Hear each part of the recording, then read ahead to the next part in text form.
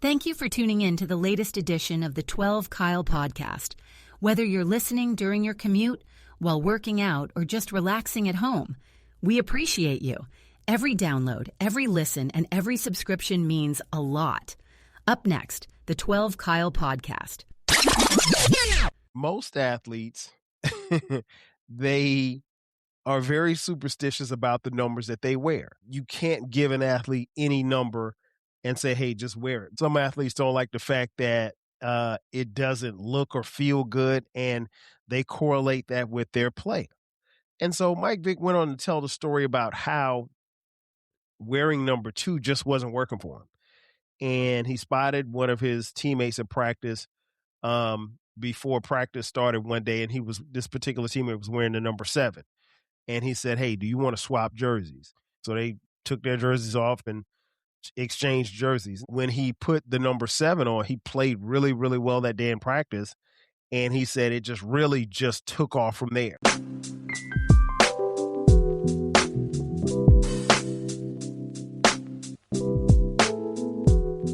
Ladies and gentlemen, thank you for listening. Thank you for downloading. And thank you for subscribing to the latest edition of the 12 Kyle podcast. I am your boy, 12 Kyle. I want to thank you all for tuning in. Shout out to those of you who are watching on YouTube as well as Spotify. Man, check this out. So the other day, I was watching a podcast that I like to watch from time to time on YouTube. It is called 7 p.m. in Brooklyn with basketball legend Carmelo Anthony. I'm a big Melo fan, always have been since his days at Syracuse. And I usually try to tap into his new episodes, at least, when they drop or shortly thereafter. And on this particular episode, he had on as a guest Mike Vick, former NFL quarterback, current college football head coach at Norfolk State University. And, Mike Vick was talking about, obviously his playing days and things of that nature. And he told a very interesting story that struck an chord with me. He mentioned how he was in practice, and it may have been a game as well, but he was wearing the number 2. Now, we all have, at least from the time that he burst onto the scene nationally, we remember Mike Vick wearing number 7. But in this instance, I think he said he was in high school, and he was wearing the number 2. And he said he was just playing really, really bad. I mean, he couldn't understand why he was playing so bad. And he said he long coveted the number 2, and this was his first opportunity to play in the number. And the thing that really struck with me was the fact that no matter who you are, no matter what level you're playing on, most athletes, they are very superstitious about the numbers that they wear. You can't give an athlete any number and say, hey, just wear it, because some athletes understand how it looks. Some athletes don't like the fact that it doesn't look or feel good, and they correlate that with their play. And so Mike Vick went on to tell the story about how wearing number 2 just wasn't working for him. And he spotted one of his teammates at practice before practice started one day, and this particular teammate was wearing the number 7. And he said, hey, do you want to swap jerseys? And so I'm assuming this was the practice jersey. So Vic and the teammate, he was like, yeah, cool. So they took their jerseys off, took them off, and exchanged jerseys. Now, a practice jersey, more often than not, is not going to have your last name on it. So it was cool. And again, it's football, and I'm assuming if it's high school, they definitely didn't have the names on the back of the jersey. And nonetheless, when he put the number 7 on, he played really, really well that day in practice. And he said it just really just took off from there. And he didn't wear anything for a long time other than the number 7. And so it got me to thinking about the numbers that I wore when I played football. As many of you know, or maybe you don't know, I played football from Little League all the way through high school, all the way through college at South Carolina State. If you're watching on YouTube and Spotify, you see my helmet here to my right. And behind me are two jerseys from South Carolina State with the number 12. And then there's a jersey behind me directly that says my last name and the number. You can see it there. And so it got me to thinking about my journey with my numbers. So I wanted to kind of pull the curtain back a little bit and just explain the numbers that I wore and the significance that they had. Now, my first year of playing football, I was very, very small. I was so small that the weight limit was 60 pounds, right? And so I only weighed 55 pounds. And so my parents had to sign a waiver. They had to sign a waiver basically saying that my child is underweight, and if something happens to him, we're not going to sue this park in Florence, South Carolina. And they did it. And so, but my first year, like I said, I was underweight, and it was cool. I mean, I it didn't matter to me one way or the other, but because I was playing football and it was something that I wanted to do. And again, I was only 8 years old, but that's the first time I started playing organized football. And I'll never forget the cost to play, I think, was $20. So it was $20 well invested, if you will. And so they gave you a helmet, shoulder pads, pants, knee pads, thigh pads, that type of stuff. But when the games came, my first number was number 84. And I played for a team called Maryland Fried Chicken. Not to be confused with Kentucky Fried Chicken or Louisiana Fried Chicken. It was Maryland Fried Chicken. And a team nickname I'll never forget was the Chicken Hawks. Shout out to all the Chicken Hawks. Maryland Fried Chicken was a lot of fun. I was really, really cool with playing with my teammates, and I got to, love the game instantly.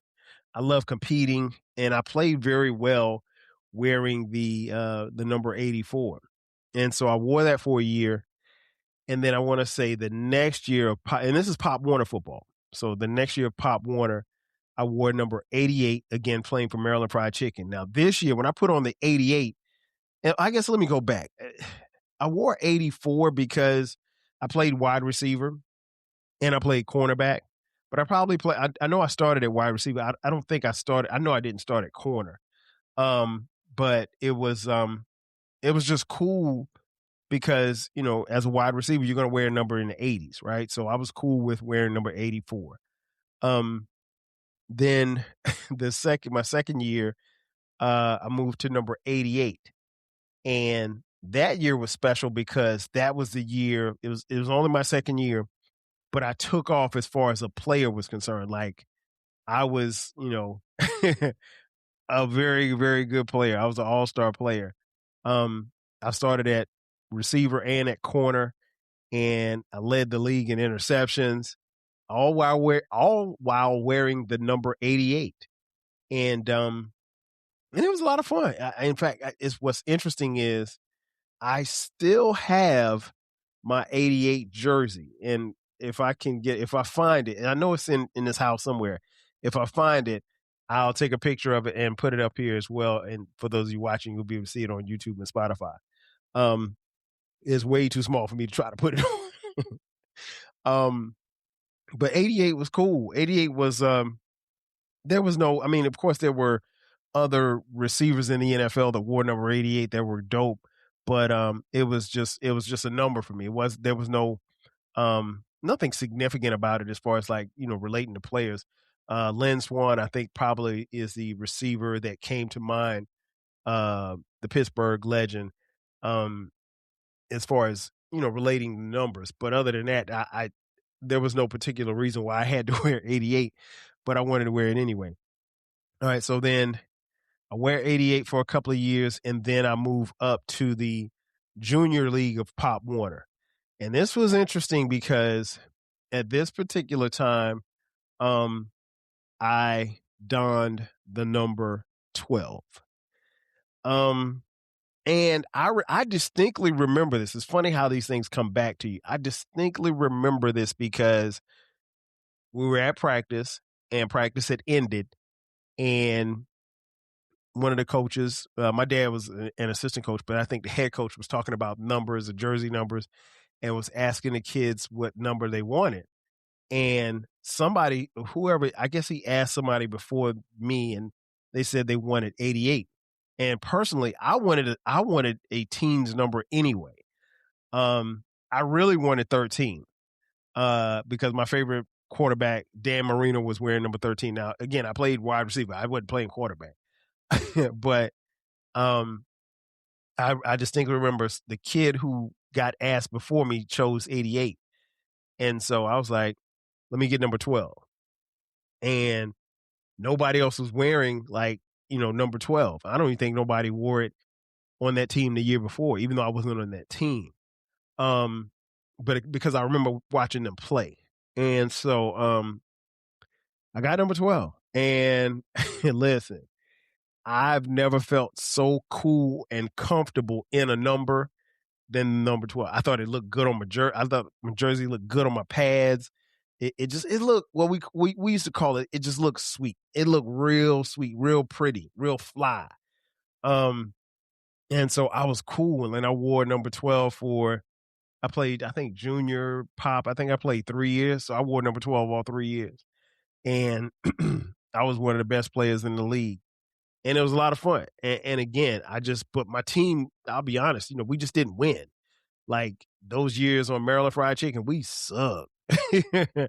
And I remember one particular year, I think it was the second year I wore 88. I was like the best player on the team, but we were terrible. And I remember at one point I wanted to quit. And my dad was like, no, you're not quitting. He was like, you start the season, you'll finish the season. He was like, at the end of the season, if you don't want to play, fine, but you will not quit on this team because you made a commitment. He was like, and it was a lesson that he instilled in me and my brother too as well. You don't ever start anything and quit. You see it all the way through, and then when it's done, if you want to try it again, then cool, but you're not going to quit. And so, we sucked, and I got tired of losing. And I remember going to him and telling him, like, Dad, I want to quit. And he was like, no, you're not quitting. And I said, well, I'm going to quit. And he said, well, I tell you what, if you're going to quit football, he said, you go upstairs and get ready for the worst spanking of your life. And I was like, on second thought, I'll stick it out, at least through the end of the season. And so I played a couple of years in the junior pop league, wearing number 12. Then I moved when I got to high school. Actually, what was interesting was my last year of junior pop, I was in 9th grade. So I was probably one of the oldest kids in the league. One of the best, but also one of the oldest kids in the league because most of my friends or people my age were on 9th grade. If they were in 9th grade, they were playing junior varsity, JV. And so I didn't play JV until I got to the 10th grade. And so I remember, my first year of junior pop, my second year of junior pop, we won city championship. We went to North Carolina and played a team out of Fayetteville, North Carolina, beat them. So we won the state championship. So we were like little league champs. And it felt good to win. And I was in 8th grade. And I had the option of playing junior pop one more year while in the 9th grade or moving up to junior varsity. But I chose to, stay and hone my craft. And so I was, again, number 12 in junior pop for my 3rd year, but I was in the 9th grade. And then so when I got to the 10th grade, I was on JV. And I wanted number 12, but honestly, looking back, I don't think number 12 was available. I don't think anybody wore that number.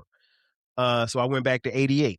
And 88 was cool. I just remember the one thing I remember about my JV squad was my pads were really, really big. And so 88 looked even bigger on me than it probably should have been. But it was fun. We had a decent season, nothing to brag about. And then so my junior and senior year, I would be playing varsity football. So my junior year, before the year starts, we have a new head coach, Coach Virgil Wells, rest in peace. And because the previous coach, Coach English, passed away. I think he had pancreatic cancer, I think. Um, great man, great man. I wish I wanted to play for him. Didn't get a chance, but Coach Wells came in and he had this high-powered offense that he wanted to install, and we already had a great quarterback in my boy Keyshawn Durant, and we had a bunch of weapons. And the cool part about it is most of us had played either JV or varsity, and we had been playing football together probably for the better part of the last 3 or 4 years on different levels. And so they asked, and I said, well, I don't think, for some reason, I don't recall wanting number 12. I don't know if number 12 was even available at that time. So I'm thinking that it wasn't. So I chose number 1. I chose number 1. And if you wear the number 1, if you wear a single digit, you got to be a bad man. I mean, in football, you couldn't get a single digit and be terrible. So I wore number 1 the previous 2 years, I think. The cat who wore number 1 was the starting quarterback, a guy by the name of Gary Gregg. Shout out to Gary. And so I knew I wasn't playing quarterback, so I was going to play wide receiver and cornerback. And I started at receiver my junior and senior year. Played a little bit of corner too as well, but mostly my talents was going to be on the offensive side of the ball. And I had a great 2 years at Wilson High School in Florence, South Carolina. My senior year, according to my quarterback, because I still haven't seen this in black and white. It's just because I haven't seen it in years, but he said I led the state of South Carolina in yards per catch. I was a deep threat, pause. so, and I'm not, wasn't that big either. I mean, I might have been 145 pounds with Tim's on, but, had a big heart, and we had a great team. We were 8-3. Surprisingly, did not make the playoffs, and that's a long story for another day. But when wearing the number 1 was special. I had, I used to write my name and the number 1 all on my notebooks and stuff, and I sign autographs. Nobody was asking me for autographs, but I was preparing to sign autographs and the number 1. And one of my homeboys, he started calling me Quick. And he spelled it Q-U-I-K, Quick 1. And so that was my nickname, Quick 1. And so it was fun wearing number 1, man. And I was like, okay, this is dope. And had a great senior year and got recruited by a couple of schools. I wasn't that tall. I had great stats, but I wasn't that tall. And, schools looking for big receivers. Not a lot of schools were looking for smaller receivers. The run and shoot offense was very popular, but to me, I wasn't going to Houston to go run and shoot. It just wasn't happening. So I decided to take my talents to South Carolina State University. Did not have a scholarship offer. Was recruited by South Carolina State, but did not have an offer. They said, hey, we'll let you walk on. So I was like, okay, cool. I can walk on because, my academics had already taken care of that. So, but I was recruited by Hampton, South Carolina State University. I can't even say I was I went on a recruiting visit to Fayetteville State University, and I didn't like it. So I wasn't really heavily recruited, but the number 1 had worked for me, and I was going to make sure that it was going to work for me at South Carolina State. And I'll never forget, we had a meeting my freshman year right before the season was about to start, and they were asking people what numbers they wanted. So the coach got to me. He said, well, hey, what number do you want? I said, hey, I want number 1. And then all you could hear, we were in an auditorium, just the players and the coaches. And all you heard was a bunch of chuckles. And I was like, the hell are they chuckling for? I said, I want number 1. I did not know that the starting quarterback, my man Marvin Marshall, was wearing number 1. I had no idea because the previous year I was in high school. I didn't see him play. I didn't see him on the field. I didn't see him any highlights. So how was I to know that he had the number already? And so they, so I couldn't get number 1. So I was pissed. And so what they ended up doing was giving me what they call a duplicate, because my freshman year, I was redshirting, meaning that I wasn't going to play. I was just going to practice. So I wore number 25 in practice, and I wore number 28 on game days. And I didn't like that at all, because a duplicate means that somebody else has that number, and it's not like how it is now. Because like how it is now, if I wore number 12 and I played wide receiver on offense, a safety on the same team at South Carolina State could wear number 12 as long as we're not on the field at the same time. And so you can do that now. But back then, they just called it a duplicate. It was primarily for somebody who wasn't playing. So if you had a duplicate number, you weren't playing, and whoever had your number they were probably playing. So I wore number 28 a couple of game days. I wore number 3, which was terrible because my boy Russell, he had number 3, and he was a backup quarterback. And so I didn't like the fact that I had my freshman year, I wore number 20, number 28, and number 3 on game day. And then, like I said, in practice, I wore number 25, which was cool because my man Rocket Ismail wore number 25 at Notre Dame when he was in college. But I really wanted number 1. But after seeing Marvin play, I know that I was never going to get that number until he left school. And honestly, by the time he left school, I was pretty sure the school was going to retire the number, so I was never going to wear number 1 anyway. And then I think my sophomore year, we came back. Well, my redshirt freshman year, and they said, "Hey, what number do you want?" And I looked around, and I said, "Is 12 available?" Because I didn't want anybody laughing at me. I genuinely didn't know. There was a guy, I think it was J Mac. J Mac wore number 12 my freshman year. So this is the following year, my redshirt freshman year. And 12 was available. And I took it. And I ran with it. And I wore number 12 for the rest of the time that I was at South Carolina State University. And it worked. I mean, we won the Black College National Championship in 1994. And I wore that number, and I did not relinquish it. My senior year, I wore it as well. And when football was over, it was over. I didn't have a bunch of stats. I didn't, I played a lot every year, but I didn't start until my senior year. And so, so I didn't have the stat. I wasn't going to the pros. And I was 5'7", 155 pounds, soaking wet with Tim's on and gold chain. So it wasn't happening on the next level. And I knew that. So it was fine. And so the number 12 basically was going to retire, not at South Carolina State, but I was going to be done with the number 12 at that time once my playing career was over. And then a weird thing happened. Several years later, there was a movement of people on blogs, and people would get on blogs and they would comment, and some of the discourse between people back and forth was really, really cool. And I remember looking for a moniker, a name, if you will, so I could comment, because my homegirl, shout out to my girl Elisa Renee, who's Russell's wife, by the way. Lisa had a blog, and I remember saying, like, I don't know, like, I wanted to comment on her page, and I was like, I don't know what I should say or what I should call myself, because people had these, names.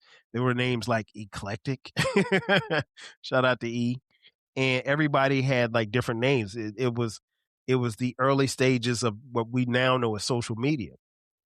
And Lisa told me, she said, "Why don't you call yourself 12 Kyle?" And I thought about it, and I was like, oh, that's kind of dope, because I wore number 12 in college and Little League, and my name is Kyle.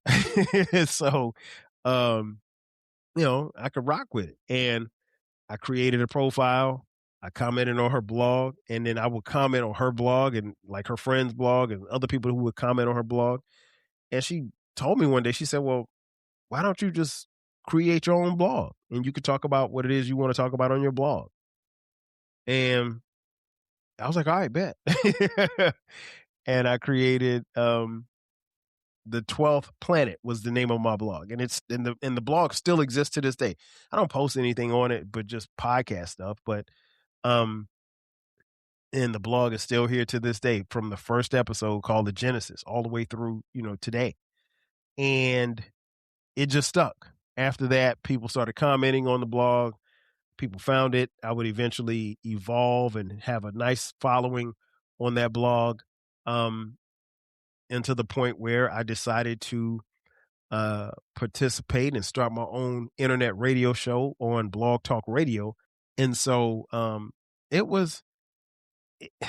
it's funny how that journey happened. The name of this person that you're listening to and watching, it all started with a number. And the number started way back in junior pop, when I was in the 8th grade. Or I might have been in the 7th grade. Yeah, I was in the 7th grade when I took the number 12. And the number 12 is stuck. And it's been a beautiful number, and it's a number that's synonymous with me. And you just never know where number is going to take you. So in conclusion, I mean, I totally get where Mike Vick was coming from. Sometimes you can have things go a certain way, and it may not go the way that you wanted to go based on that particular number, based on a feel, based on a look. But I think the number 12 has been a good feel for me. It's been a good look, and it started, just one day playing Pop Warner football, and look at us now. Ladies and gentlemen, that's going to do it for me. Thanks again for checking out this edition of the 12 Kyle podcast. Be sure to subscribe to the podcast. We drop new episodes every Thursday. Also, we have merch. If you're interested in purchasing 12 Kyle podcast merch, click the link in the description box, and there you can buy 12 Kyle podcast t-shirts, hoodies, as well as coffee mugs. We got it for the low. That's going to do it for me. Thanks again for checking out this edition of the 12 Kyle podcast. I am your boy 12 Kyle. I'll catch you guys next time. 5,000. Cheers. Thanks again for listening to this episode of the 12 Kyle podcast. If you enjoyed this episode, make sure that you hit the subscribe button and share this podcast with a friend who needs the 12 Kyle podcast in their life. Every listen, every download, and every share helps us grow. Thanks for being a part of the 12 Kyle podcast community. We appreciate your support. We will catch you next time. 5,000.